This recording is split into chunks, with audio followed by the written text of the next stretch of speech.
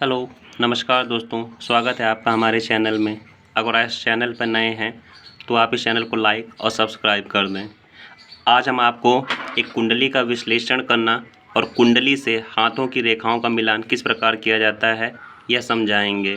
ये समझाने के लिए हमने एक उदाहरण के तौर पे कोई एक कुंडली का लग्न चार्ट आपके सामने खोल रखा है। इस कुंडली के लग्न चार्ट से व्यक्ति का संपूर्ण प्रभाव आपको दिखाई देगा। अब इस कुंडली में हम विचार करना चाह रहे हैं कि व्यक्ति के जीवन में धन और व्यापार का भाव कैसा होगा, अर्थात व्यक्ति के जीवन में धन है या नहीं है। इस लग्न चार्ट के माध्यम से और हाथ की रेखाओं का मिलान करके हम समझेंगे कि व्यक्ति के जीवन में धन है या नहीं है। वह धन है तो व्यापार से है या उसकी किसी नौकरी से है। इस लग्न कुंडली के आधार पर हमें इस चीज़ का ज्ञान हो सकता है। इस कुंडली के ज्ञान के लिए हमें एक कुंडली के 12 भावों के बारे में पता होना चाहिए। तो यह 12 भाव आपको यहाँ पर दिखाई दे रहे हैं। ये कुंडली के 12 भाव होते हैं जो अलग अलग ग्रहों में अलग अलग स्थानों पर स्थित होते हैं। अगर जो हम इसमें देखें तो धन किन चीज़ों पर निर्भर करता है। 2 नंबर भाव धन का होता है, लेकिन सिर्फ इस भाव के अच्छा होने से ही व्यक्ति के जीवन में धन नहीं होता। धन का भाव अच्छा होना चाहिए, भाग्य का भाव अच्छा होना चाहिए और आय, अर्थात अगर हमें किसी कुंडली का विश्लेषण करना है तो हमें उस कुंडली के 2 नंबर भाव, 9 नंबर भाव और 11 नंबर भाव पर विचार करना होगा। इन तीनों का विचार किस प्रकार से करेंगे और उसका हाथ की रेखाओं से मिलान किस प्रकार से होगा, यह आज हम आपको समझाएंगे। तो इसके लिए हम वापस से आते हैं कुंडली पर। तो कुंडली में जैसा कि हमने आपको बताया था, यह धन का भाव होता है, यह आय का भाव होता है और यह भाग्य का भाव होता है। तो जैसा कि आप देख रहे हैं कि 3 नंबर धन का भाव, धन के भाव में क्या लिखा हुआ है 3। 3 का अर्थ क्या है? 3 का अर्थ है मिथुन राशि, और मिथुन राशि का स्वामी कौन होता है? बुध। तो आपको इस कुंडली में याद रखना है कि मिथुन राशि का स्वामी कौन है? बुध है। अब बुध के साथ कौन सा ग्रह विद्यमान है? शुक्र। तो आपको यहाँ पर मित्र और शत्रु की का एक चार्ट जो सामने है वो आपके सामने यह आ रहा है। तो हमें ध्यान करना है कि कुंडली के अंदर स्थित 3 नंबर, जैसा कि हमने आपको बताया 3 नंबर एक बार वापस से आप देख लीजिए तो आपके इसलिए आसान हो जाएगा। बुध ग्रह विद्यमान है, अर्थात उस ग्रह का स्वामी यहाँ पर कौन है? बुध है। और कुंडली में स्थित कौन है? बुध और शुक्र। तो हमें सिर्फ इतना देखना है कुंडली में कि बुध और शुक्र की आपस में मित्रता है या नहीं। तो आपको इस चार्ट से दिखाई दे रहा है कि बुध और शुक्र आपस में मित्र हैं, अर्थात बुध और शुक्र के मित्र होने से क्या चीज़ जाहिर होती है कि इस व्यक्ति के जीवन में धन की कमी नहीं होगी। अब थोड़ा सा अगर विस्तार से आगे जाएं तो इसके आगे 6.71 डिग्री लिखा हुआ है। इसका अर्थ यह होता है कि यह जो ग्रह है यह बाल्यावस्था में होता है, तो इसका प्रभाव सिर्फ 25% दिखाई देगा।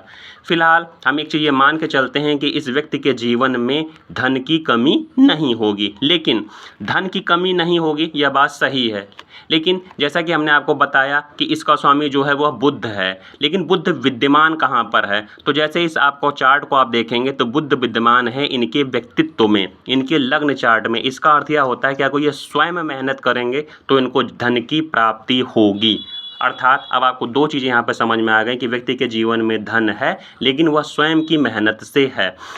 अब इस व्यक्ति में 10 नंबर भाव जो हमने आपको बताया था कि भाग्य के आधार पे धन मिलेगा, और जो 12 नंबर भाव है वह आय के आधार पे है। तो आय के भाव में कितना हम इसका विश्लेषण करते हैं? 12 नंबर है। अगर हम 12 नंबर की राशि को देखें तो 12 नंबर की राशि मीन है, और मीन राशि का स्वामी कौन है? बृहस्पति। और बृहस्पति इस कुंडली में कहाँ पर विद्यमान है? बृहस्पति है वो आप देखेंगे तो इसको गुरु बोलते हैं, वह इनके व्यय के खाने में विद्यमान है।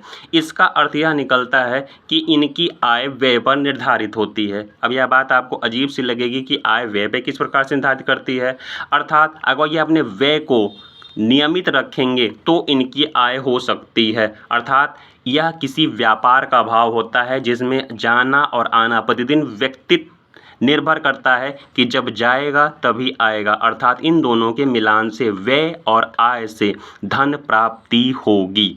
अर्थात व्यक्ति स्वयं धन ले जाए और धन लाए, अर्थात व्यापार करेगा, उससे इस व्यक्ति को धन की प्राप्ति होगी। भाग्य पर किसी भी ग्रह का इस खाने में कोई भी ग्रह विद्यमान नहीं है, इसका यह अर्थ नहीं कि भाग्य पे किसी का प्रभाव नहीं पड़ेगा। एक संक्षेप में जानने के लिए हम सिर्फ 7 खाने पीछे 1, 1, 2, 3, 4, 5, 6, 7 अर्थात चंद्रमा विद्यमान है। अर्थात इस ग्रह पर चंद्रमा की दृष्टि होगी। चंद्रमा की दृष्टि का होने का मतलब अगर आप 10 नंबर पे देखिए तो 10 नंबर का स्वामी है शनि, और शनि की चंद्रमा के साथ क्या मित्रता होती है, जैसा कि आप इस चार्ट में देखेंगे कि शनि की चंद्रमा के साथ शत्रुता है। अर्थात भाग्य के आधार पर इस व्यक्ति को कोई भी धन मिलने वाला नहीं है। अर्थात इस व्यक्ति के जीवन में पैतृक संपत्ति 0 होगी, कोई भी पैतृक संपत्ति इनको नहीं मिलेगी। जो भी धन मिलेगा वह व्यापार से मिलेगा। इसके बाद थोड़ा सा हम आपको इनके हस्तरेखा के बारे में, जो कि इनके हाथ की रेखाएं हैं, हाथ की रेखा जो होती है वो बहुत कुछ दर्शाती है। अब हाथ की रेखा में अगर जैसे आपकी देखेंगे कि यह भाग्य की रेखा होती है। अब इस भाग्य की रेखा का देखिए ये कि एक कटी हुई है और ये भाग्य की रेखा सीधी नहीं है। अर्थात व्यक्ति के जीवन में भाग्य के आधार पे धन नहीं है। जैसा कि मैंने आपको पहले बताया था कि अगर भाग्य की रेखा सीधी होती तो भाग्य के आधार पे धन मिलता।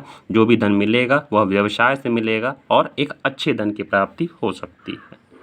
तो आज के लिए इतना ही। मैंने आपको एक भाव के बारे में समझाया। अगर जो आपको अपनी कुंडली के बारे में जानना हो तो कमेंट बॉक्स में अपना नंबर लिखें, या हमारे नीचे वो कमेंट बॉक्स में लिखे हुए व्हाट्सएप पर कर सकते हैं, जिसके बारे में हम आपको आगे विस्तार से बताएंगे।